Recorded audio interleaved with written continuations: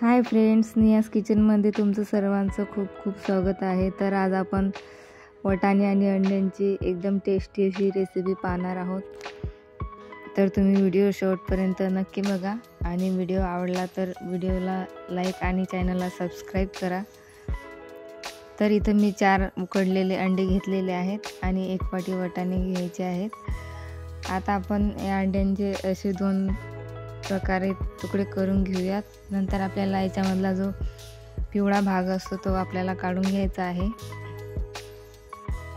हे बघा, अशा पद्धतीने आपल्याला काढून घ्यायचा आहे। तर आपण इथं पूर्ण अंड्यांमधला हा जो पिवळा भाग असतो हा काढून घेऊया।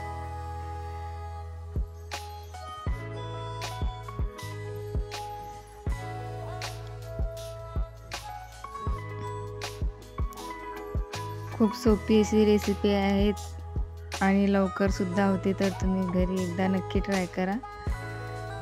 तर इथं मी पूर्ण अंड्यांमधला हा पिवळा भाग काढून घेतलेला आहे।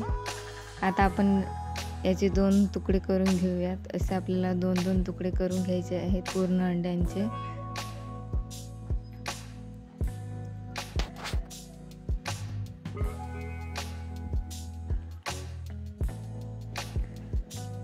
तर हे बघा, मी पूर्ण अंड्यांचे तुकडे करून घेतलेले आहेत। आता आपण फोडणीची तयारी करून घेऊया। तर इथं मी 2 चमचे तेल गरम करून घेतलेलं आहे। त्याच्यामध्ये 1 चमचा जिरं घालून घ्यायचं आहे। जिरं छान झाल्यानंतर आपल्याला याच्यामध्ये बारीक चिरलेला कांदा घालून घ्यायचा आहे आणि कांदा छान आपल्याला तेलामध्ये सोनेरी रंग येईपर्यंत भाजून घ्यायचा आहे।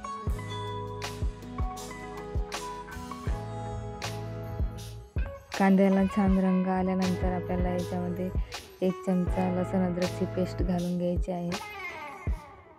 आता हे पण याच्यामध्ये छान आपण भाजून घेऊया। नंतर आपल्याला याच्यामध्ये 1 बारीक चिरलेला टोमॅटो घालून घ्यायचा आहे आणि वाटाणे पण घालून घ्यायचे आहे। हे सर्व मिक्स करून घेऊया। नंतर आपल्याला याच्यामध्ये थोडंसं मीठ घालून घ्यायचं आहे।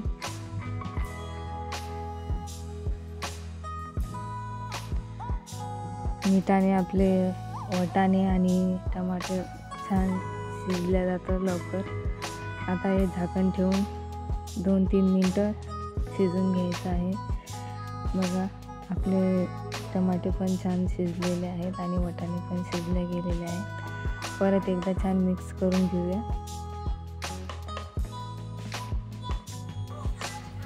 आता आपण याच्यामध्ये काही मसाले घालून घेऊया। तर इथं मी 2 चमचे काश्मीरी लाल मिरची पावडर घातलेली आहे। अर्धा चमचा हळद घालून घ्यायची आहे। 1 चमचा धनिया पावडर, 1 चमचा गरम मसाला आणि हे छान मिक्स करून घेऊया।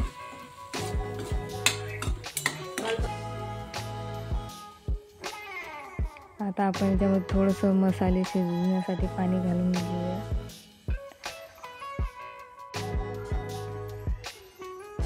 एकदम थोडंसं पाणी घातलेलं आहे मी। आता आपल्याला याच्यावरती झाकण ठेवून छान मसाले शिजवून घ्यायचे आहे।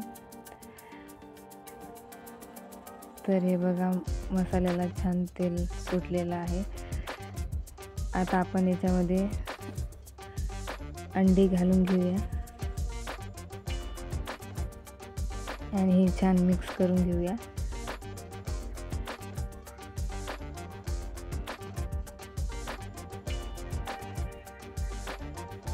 आणि नंतर आपल्याला याच्यामध्ये जो अंड्याचा आपण पिवळा भाग काढून ठेवलेला होता तो घालून घ्यायचा आहे आणि छान मिक्स करून घ्यायचा आहे।